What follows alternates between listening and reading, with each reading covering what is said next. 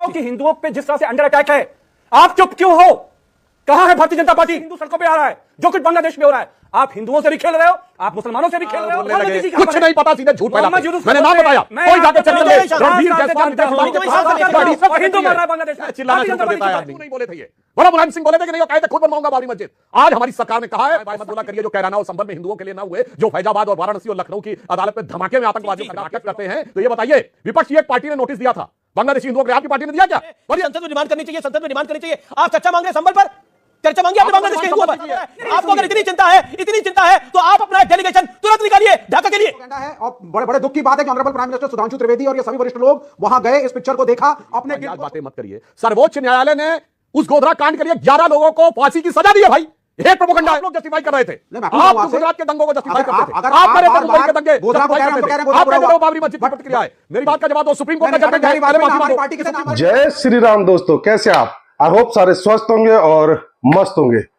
तो आज की डिबेट में हम देखेंगे कि किस तरीके से सुधांशु त्रिवेदी ने समाजवादी पार्टी के प्रवक्ता अमित जमाई और कांग्रेस समर्थक लेफ्टिस्ट प्रवक्ता विवेक श्रीवास्तव की डिबेट में अच्छी तरीके से धुनाई करके रख दी। ये दोनों प्रवक्ता अपने आप को ज्यादा ही ज्ञानी समझ रहे थे और बांग्लादेश में हो रहे हिंदुओं पर अत्याचार को लेकर प्रधानमंत्री मोदी और विदेश मंत्री को घेरने की कोशिश कर रहे थे। पर सुधांशु त्रिवेदी ने इनकी ऐसी हालत कर दी, ये दोनों के दोनों बोलने लायक ही नहीं बचे और इनको एहसास हो गया कि इनका ये झूठ का प्रोपेगेंडा सुधांशु त्रिवेदी के सामने नहीं चलने वाला है, क्योंकि ये दोनों बांग्लादेश में हिंदुओं पर हो रहे अत्याचार और गुजरात के 2002 के दंगों पर बनी फिल्म साबरमती को लेकर अपना ही प्रोपेगेंडा चला रहे थे और बीजेपी को घेरने की कोशिश कर रहे थे। पर सुधांशु त्रिवेदी ने तथ्यों के साथ इन दोनों ही चिंटुओं को, जो कि अधूरा ज्ञान लेकर डिबेट में बैठे थे, नंगा करके रख दिया। इनका हिंदुओं के प्रति अब ये जो प्रेम जाग रहा था, इसका मुख्य कारण था बीजेपी का ये नारा, एक है तो सिर्फ है। अब इनको भी एहसास हो गया था कि बिना हिंदुओं की यह अपनी राजनीति को आगे नहीं बढ़ा सकते हैं, इसलिए अब इंडी गठबंधन के सारे नेता हिंदू हिंदू जप रहे हैं। तो देखते हैं कि कैसे सुधांशु त्रिवेदी ने डिबेट में हिंदुओं के प्रति इन नफरती चिंटुओं को जबरदस्त तरीके से लताड़ लगाई और बता दिया, अगर डिबेट में आना है तो पढ़ लिख कर आया करो, अधूरा ज्ञान लेकर नहीं। अब इन चिंटुओं को भी एहसास हो गया था कि इस बारी हमने गलत आदमी से पंगा ले लिया है, जिसने हमारे प्रोपेगेंडा की हवा तो निकाली ही, हमें भी डिबेट में इतनी बुरी तरीके से जलील कर दिया। तो शुरू करते हैं इस मजेदार डिबेट को। चालू करो बे।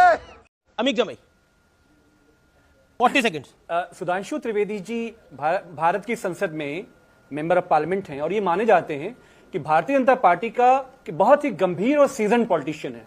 पूरे देश का नागरिक आपके चैनल के माध्यम से करोड़ों लोग, अमीश देवगन जी, आपका शो देखते हैं। आज वो ये जानना चाहते हैं कि जब बांग्लादेश में हिंदू माइनॉरिटी अंडर अटैक है, ऐसे में प्रधानमंत्री मोहम्मद यूनुस को फोन करके ये बोलते हैं कि मैं तो आपको बहुत पहले से जानता हूं, मैं तो आपके साथ हूं जी, आप सरकार बनाओ, मैं तो आपके साथ हूं। क्यों आपका सरकार, जो सबसे ताकतवर बनता है, अखिलेश जी ने आज कहा कि साधु संतों के मामले में भी भारत की सरकार, विदेश मंत्री गायब है, प्रधानमंत्री जी आज संसद में नहीं थे। सुधांशु जी बताओ कि हिंदुओं पे जिस तरह से अंडर अटैक है, आप चुप क्यों हो? कहां है भारतीय जनता पार्टी? पूरे देश में हिंदू सड़कों पे आ रहा है, जो कुछ बांग्लादेश में हो रहा है। आप हिंदुओं से भी खेल रहे हो, आप मुसलमानों से भी खेल रहे हो। आप हिंदुस्तान में मुसलमानों को जीना नहीं देना चाहते हो और बांग्लादेश में हिंदू भाइयों की हिफाजत नहीं करना चाहते हो। समाजवादी पार्टी मांग करती है कि जो भी प्रधानमंत्री जी कदम उठाएंगे, जो भी प्रधानमंत्री जी कदम उठाएंगे, समाजवादी पार्टी उनके साथ खड़ी होगी। आपने साबरमती रिपोर्ट जो दही जमी है, साबरमती रिपोर्ट अमेरिका का इंतजार कर रहे हो, चीन का इंतजार कर रहे हो, कब बोलोगे बताओ? ठीक है सुधांशु त्रिवेदी। अमित जमाई ये कान में रुई लगा के बैठे थे क्या? मैंने तो इसका जवाब पहले ही दिया है भाई। विदेश मंत्रालय का ना स्टेटमेंट पढ़ते हैं ना देखते हैं। कल सुना विदेश मंत्री कहां पर है? प्रवक्ता का नाम बताइए जिसका स्टेटमेंट सुना। विदेश मंत्री कहां है? बोलो बोलो बोलो, विदेश मंत्रालय का स्टेटमेंट बोलो, किसने दिया था? बोलो, जवाब दो, नाम बताओ प्रवक्ता का। नहीं, विदेश मंत्री बताओ, विदेश मंत्री बताओ, देश के प्रधानमंत्री। हाँ बिल्कुल, मैं बता रहा हूं, विदेश मंत्रालय का बयान आता है। आपकी पॉलिटिक्स है। मंत्री बताओ, बोलने लगे कुछ नहीं पता, सीधे झूठ फैलाते। मैंने नाम बताया, कोई जाके चेक कर ले। रणधीर जायसवाल हिंदू मार रहा है बांग्लादेश में, चिल्लाना शुरू कर देता है आदमी। पूरा देश का हिंदू चिल्ला रहा है। नहीं, पर आप नहीं, पूरा देश का हिंदू चिल्ला रहा है, पूरा देश का हिंदू और भी बहुत चीजों पे चिल्ला रहा है। ओके सुधांशु सुनिए, मैं याद दिलाना चाहता हूं, सारे दर्शक जाके चेक करें, 92 में पाकिस्तान और बांग्लादेश दोनों में दंगे हुए थे और नवाज शरीफ धमका दिया था नरसिम्हा राव को कि यह कैसे हुआ है बाबरी मस्जिद को लेकर, और क्यों नहीं बोले थे ये? बोला मुलायम सिंह बोले थे कि नहीं, वो कहे थे खुद बनवाऊंगा बाबरी मस्जिद। आज हमारी सरकार ने कहा है और सख्ती के साथ कहा है। और अगर मोहम्मद यूनुस का बयान आया है अभी 3 दिन पहले कि हम सारे अल्पसंख्यकों की रक्षा करें, वो बयान दबाव में आया है, कोई ऐसे नहीं आया है। अमीर जमाई आए बाय मत बोला करिए, जो कैराना और संभल में हिंदुओं के लिए ना हुए, जो फैजाबाद और वाराणसी और लखनऊ की अदालत में धमाके में आतंकवादियों के खिलाफ केस विड्रॉ करने की कोशिश की और हाई कोर्ट की फटकार के बाद वापस लेना पड़ा, वो आके जब ये करते हैं इस तरह की बात हिंदुओं के बारे में बोलने का नाटक करते हैं, तो ये बताइए विपक्ष की एक पार्टी ने नोटिस दिया था बांग्लादेशी हिंदुओं के लिए, आपकी पार्टी ने दिया है क्या? बोलिए। ओके, जवाब अमीर जमाई का जवाब, अमीर जमाई का जवाब, अमीर जमाई का जवाब 40 सेकंड अमीर जमाई, 40 सेकंड। देखिए ये ना हिंदुओं के हैं ना मुसलमानों के हैं। अगर इनको अपने मित्र को नौकरी देनी होती ना बांग्लादेश में अगर इन्वेस्टमेंट के लिए ले जाना होता तो प्रधानमंत्री भी जाते, विदेश मंत्री भी जाता और अपने मित्र को रोजगार देकर आते।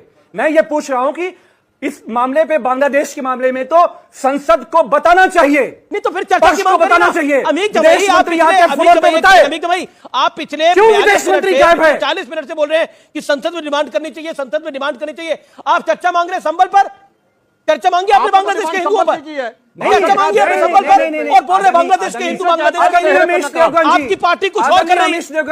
एक सेकंड अमीर जमाई जी, मैं पूरी माजरत के साथ आपको कह रहा हूं और मेरा स्पष्ट सवाल है, आपकी पार्टी चर्चा की डिमांड कर रही है संबल पर और आप डिबेट में 40 मिनट से बोल रहे हैं बांग्लादेशी हिंदुओं के साथ क्या हो रहा है, हिंदुओं के साथ हो रहा है।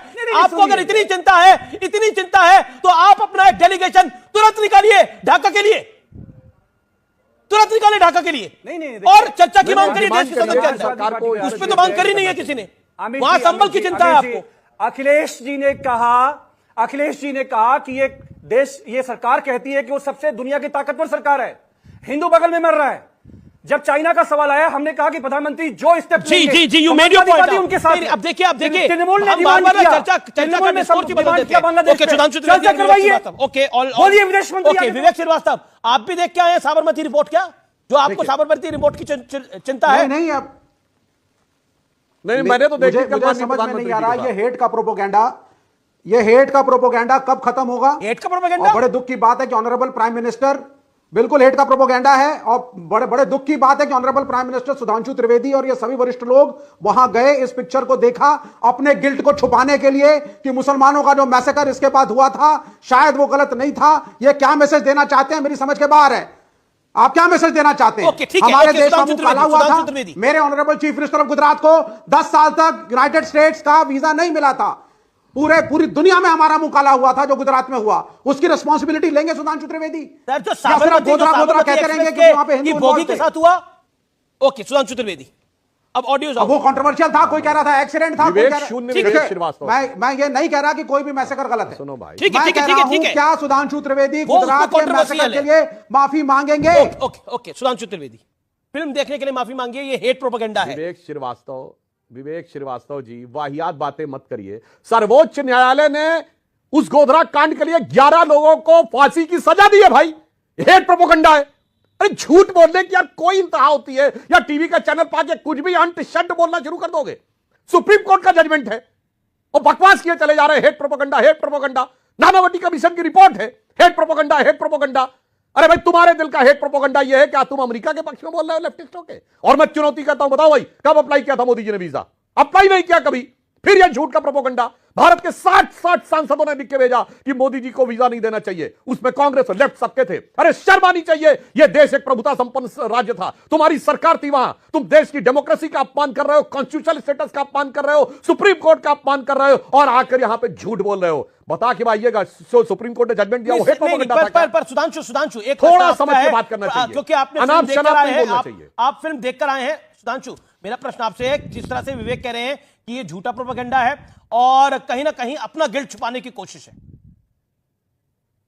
हाँ, मैं बताना चाहता हूं सुप्रीम कोर्ट के जजमेंट हैं और जो इनका प्रोपेगेंडा था, जो हमारे जिन नेताओं पे किया था, हमारे सारे शीर्ष नेताओं को सुप्रीम कोर्ट ने न सिर्फ बाइज्जत बरी किया है बल्कि यह भी लिखे हैं हाई कोर्ट के जजमेंट में, अमित शाह जी के जजमेंट में कि यह पॉलिटिकली मोटिवेटेड था। गोधरा में ट्रेन जली थी कि नहीं जली थी? मेरे भाई उसके बाद कैसे जली थी?